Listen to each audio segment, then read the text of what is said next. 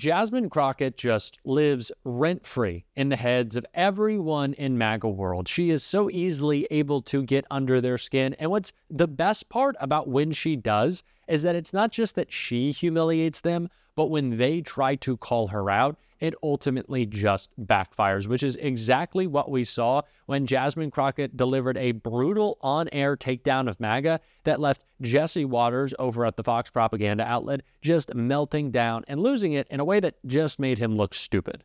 We're going to get into it all, but before we do, if I could quickly ask you to leave a like on this video, and if you haven't already and you enjoy our channel, to hit that subscribe button. It goes a long way. It really does mean a lot to me. Now, before we get into Jesse's meltdown, of course, we want to hear from Jasmine Crockett calling out MAGA. She did that in an interview on CBS right here. A majority of Americans, it might be a slim majority, but still a majority of Americans back him up on immigration. Are you getting something wrong in interpreting where the public on that issue actually is? No, I'm not. One of the things that I hate about polling is that it is a very stagnant data point instead of doing something like having a focus group where you can have an actual conversation.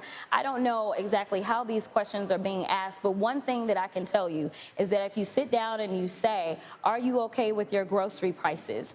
Are you okay with the fact that housing prices are going up? And you start to connect how important it is for us to have immigrants that are contributing to our country in this way, then people may start to shift. I just had a group in my office not even an hour ago explaining that we need to do more on immigration because they don't have the workers that they need, and they are in the construction realm. So I am telling you that this is a failed thing, but we've got to do better to connect the dots and let people know the reason you can't afford a home is because of these failed immigration policies. The reason you're not going to be able to afford your food is because of these failed immigration policies. And the same can go for the hospitality industries, where we have so many of those in the hospitality industry that are saying they do not have the workers that they need right now. Congresswoman, as you well know, the Trump administration has ordered throughout the federal government restrictions or a complete banning of anything dealing with diversity, equity, inclusion. It's also using the power of the federal government with major universities and funding on things related to diversity, equity, inclusion. I know you oppose that. Why, and what do you think the dangers therein are?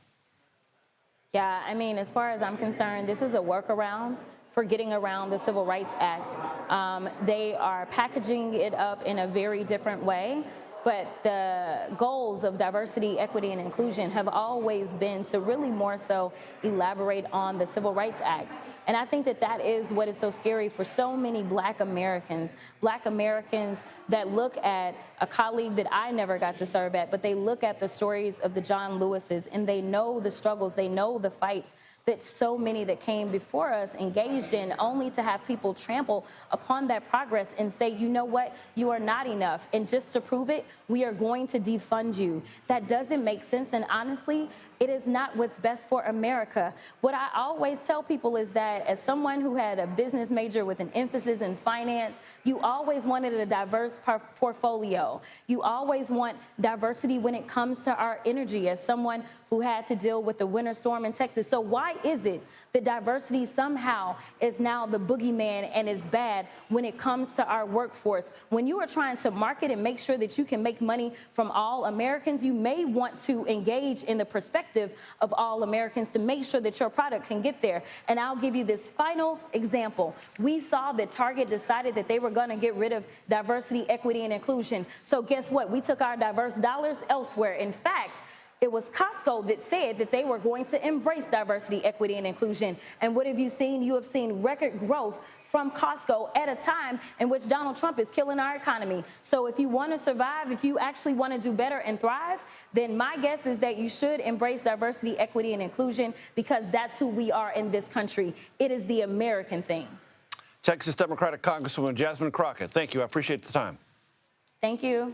Such an incredible and, of course, unapologetic messenger in our party. We say this every time, but clearly it's gotten under MAGA's skin.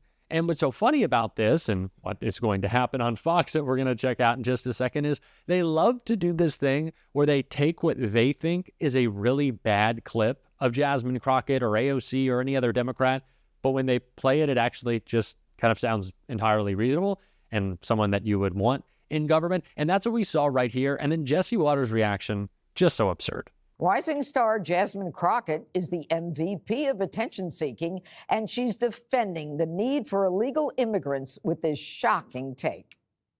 So I had to go around the country and educate people about what immigrants do for this country, or the fact that we are a country of immigrants. Right.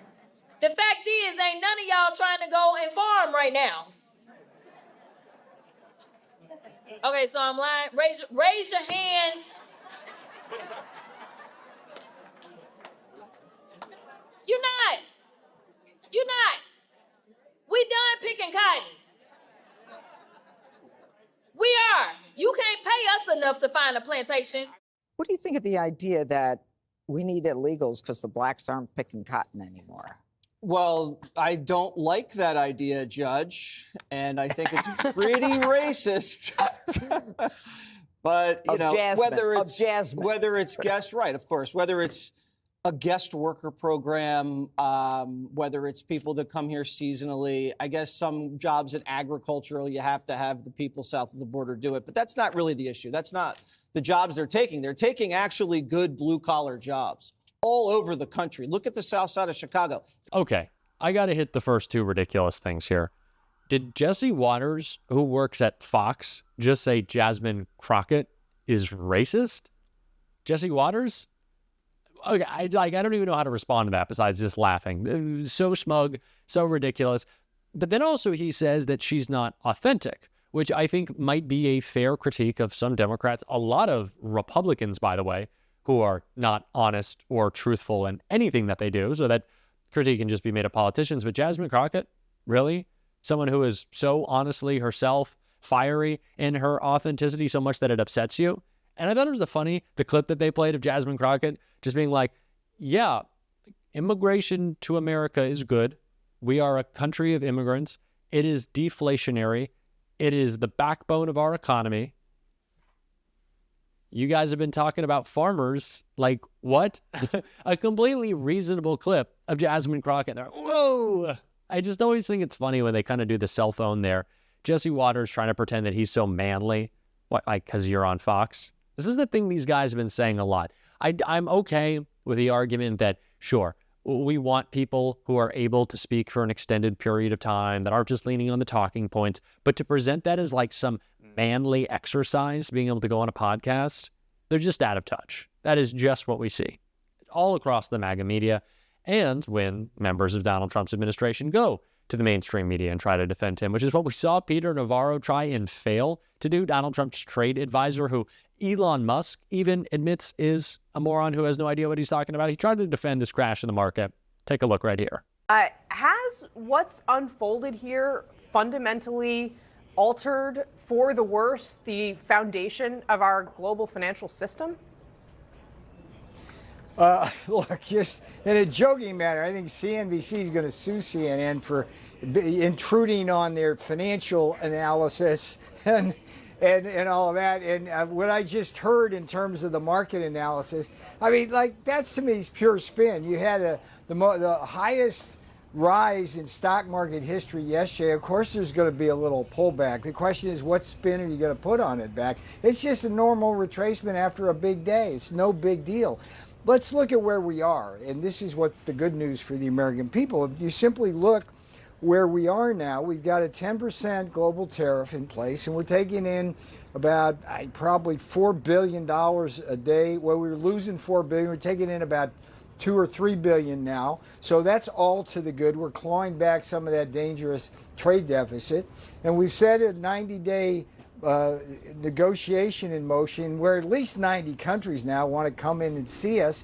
And what they're going to do is literally offer us collectively hundreds and hundreds of billions of dollars of opportunity to bring manufacturing here, to sell energy there, and do all sorts of things to balance our trade. We are in a beautiful place. And look, folks in the media keep trying to stir people up, panic people. When yesterday we had the perfect result from the kind of negotiation Donald Trump does. Now, the bond market, I don't know what you're upset about the bond market. We have yields coming down, which is great news for people who want to get a mortgage and home builders and all of that market. And for people who have consumer credit debt, that's good news. For people who want to go out and buy a car. We've seen more selling of U.S. Treasuries, which again is the foundation of the the whole auction thing. went fine yesterday. To be clear, the auction went fine. For your viewers, what they had, the Treasury opens up a window for I think something like 15 or 30 minutes, and there's a bid, and we had a lot of participation in it. It went fine, and because the rest of the world thinks this is the best place to be. So I'm trying to figure out what's the problem. We've set in motion this beautiful negotiation schedule. We're going to have India, Australia, Great Britain, the EU, Japan, South Korea. They're all coming in. They've all been cheating us, and we're all going to get good deals from them to help the American people. We should be cheering. I want to get to the timing news. on that in just a moment. But you said that what happened yesterday was beautiful with the stock market going up. It was clearly a reaction to what President Trump decided to do. Were you in the room? Were you a voice advocating for this pause? And just in a straightforward way, were you in the room with the president when he made this decision? So that's the wrong question to ask. Was I part of the process? Were you in the room? Hang on. Were you in the room? You don't understand how this works. You don't have to be in the room to. Well, with President Trump, actually, you often do. Hang on. I never talk about. And I went to prison for this. I never talk about what happens in there. What happens in the Oval.